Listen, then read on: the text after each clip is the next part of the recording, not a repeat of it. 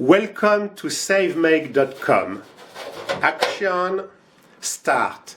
Today we are going to discuss about credit cards. But before we get started, I want to precise how I am using the pens and the colors that you can see on the whiteboard.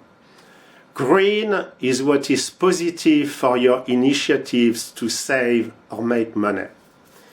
Red is what is negative, working against you. And blue or black, I can use them both. It's just other words or lines that I am adding for your understanding. But before we get started, I want to tell you a story related to credit cards. One day, a business relationship of mine showed me a stack of 20 credit cards. And do you know what he told me?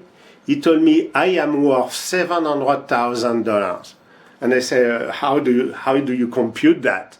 And he said, oh, it's easy. I have in average a $35,000 limit times 20, 700,000. And I did not want to argue with him because in my mind it was such a poor judgment. But you are only worth what is your net equity, which is everything that you own minus your debts. So now let's continue with the credit card discussion. Are credit cards good or bad? I would say you can see that I have written in red and in green. The cards are excellent because they are an easy way of payment. You can pay to the brick and mortar stores, you can pay online, so it's really the convenience. You don't need to hold cash or even the checkbook. But the killer is the credit, and the second killer may be the number of credit cards, and especially those that you have forgotten. So again, we told you that we would share tips about our household. I have only 2 credit cards. And my wife, she has only 2, plus we have one when we go overseas in France. You can hear that with my accent. So total, as a family, we have only 5 credit cards, and that's easy to control. The topic that I would like really to point out now, the next topic.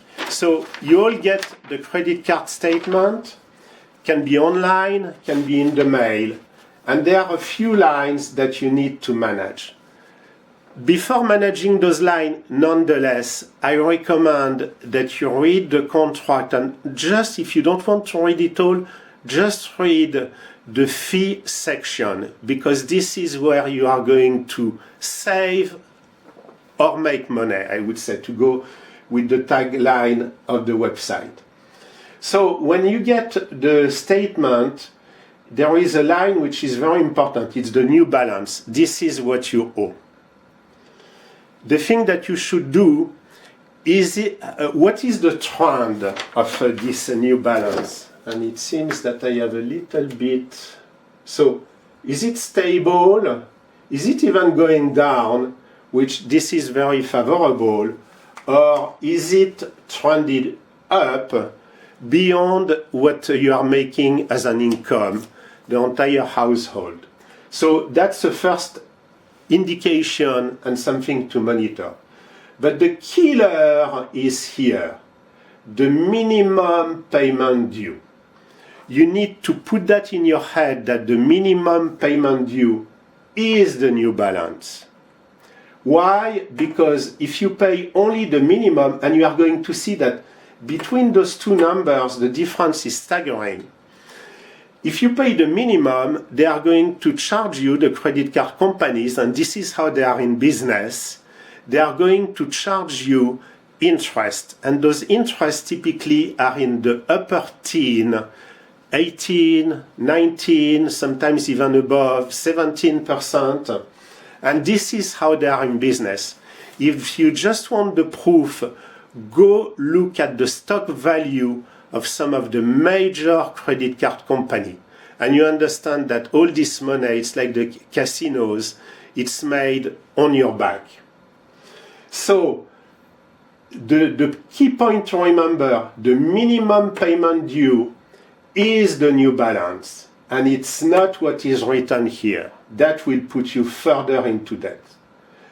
Plus, there are fees, there are additional fees. I'm not going to enter into that, but you need to understand why there are fees. So typically, a good fee is if you don't pay the minimum payment due, then they start to apply fees, and there are a lot of other fees. So my tip here is just know and understand the fees that are associated with ownership of the credit card, the credit cards. Then cash advances also beyond the typical ATM fee.